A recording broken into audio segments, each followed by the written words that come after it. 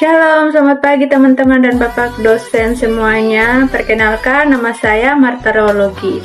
Pada video kali ini, saya akan membahas tugas mata kuliah perilaku konsumen mengenai yang pertama adalah tanggung jawab supermarket terhadap pembelian impulsif konsumen. Yang kedua, relay marketing agresif dan iklan yang melebih-lebihkan. Dan yang ketiga, apakah pembelian terencana tetap bisa menimbulkan ketidakpuasan konsumen. Nah, teman-teman, dalam kehidupan sehari-hari, perilaku konsumen sangat mempengaruhi keputusan pembelian, baik secara sadar maupun tidak sadar. Oleh karena itu, topik ini sangat penting untuk kita pahami bersama. Are you ready?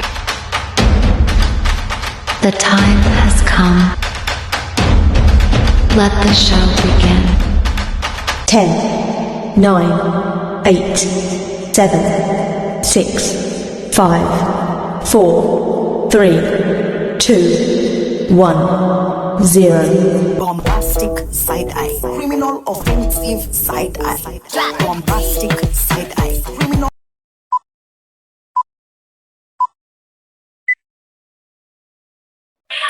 Nah, pembahasan pertama kita adalah apakah supermarket bertanggung jawab atas pembelian impulsif.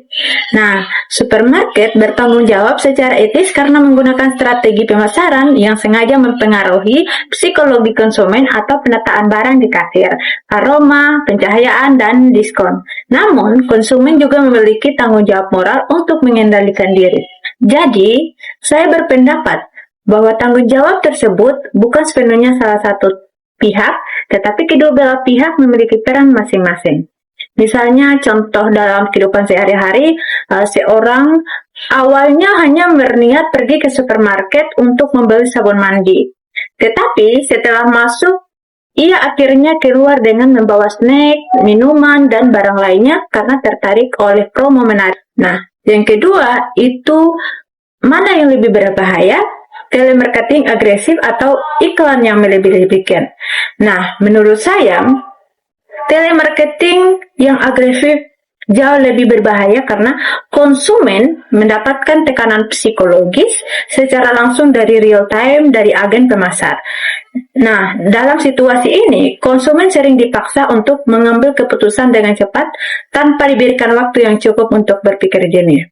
Nah, sedangkan iklan yang melebih-lebihkan memang bisa menyesatkan, tetapi konsumen masih memiliki celah dan kesempatan untuk mencari tahu atau membandingkan informasi dari sumber lain sebelum membeli.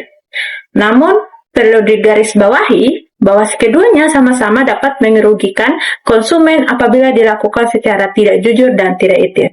Berikutnya, yang kita bahas adalah, bisakah pembelian terencana tetap membuat konsumen tidak puas?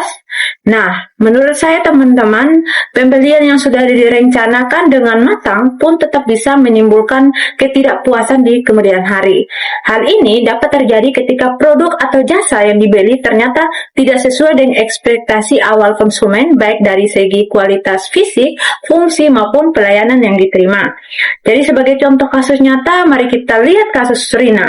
Jadi, Rina sudah merencanakan untuk membeli sebuah handphone model tertentu. Nah, ia bahkan sudah membeli berbagai ulasan positif di internet dan menabung dalam waktu yang cukup lama.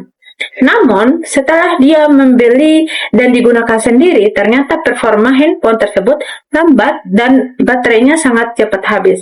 Akibatnya, muncul rasa kecewa dan penyesalan. Meskipun pembelian tersebut sudah direncanakan sebelumnya. Jadi secara akademis, dalam teori perilaku konsumen, kepuasan itu muncul ketika harapan sesuai dengan kenyataan. Jika kenyataan yang diterima oleh konsumen ternyata lebih rendah daripada harapan yang dijanjikan, maka konsumen dipastikan akan merasa tidak puas. Oke, baik teman-teman, kesimpulannya di sini adalah perilaku konsumen dipengaruhi oleh banyak faktor eksternal seperti strategi pemasaran maupun faktor internal dari keputusan pribadi konsumen sendiri. Jadi oleh karena itu, sebagai konsumen kita perlu lebih bijak dan rasional dalam mengambil keputusan pembelian. Jadi di sisi lain, perusahaan dapat atau pelaku usaha juga wajib menerapkan strategi pemasaran yang jujur, transparan, dan etis.